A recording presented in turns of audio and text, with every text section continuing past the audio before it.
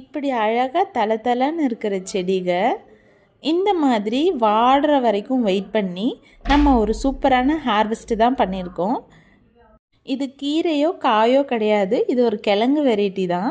இதுக்கு நம்ம கூர்க்க கிழங்கு, இது உருளைக்கிழங்கு மாதிரியே ரொம்ப சூப்பராக இருக்கும், ரொம்ப டேஸ்ட்டாக இருக்கும். பொரியல் செய்யும்போது மக்கெல்லாம் செய்யாது.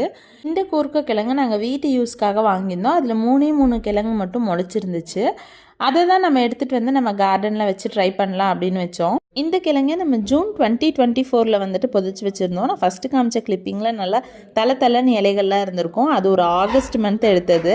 இதோட லீஃப் நமக்கு ரொம்ப சூப்பராகவே அழகாக புதினா மாதிரி இருக்குது. பட் நல்லா குப்புன்னு படர்ந்து வந்துருந்துச்சு. இதோட பூ லாவெண்டர் கலரில் நீளமாக வருது.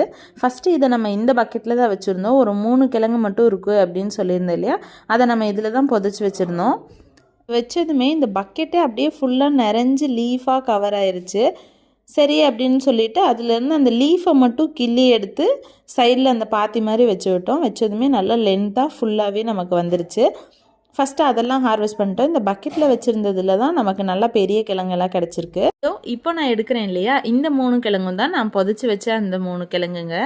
அதிலிருந்து நமக்கு டோட்டலாக இவ்வளோ கிழங்கு கிடச்சிருக்கு. இது எல்லாத்தையுமே நான் வெயிட்டும் செக் பண்ணி காமிச்சிருக்கேன் இந்த வீடியோவோட எண்ணில்.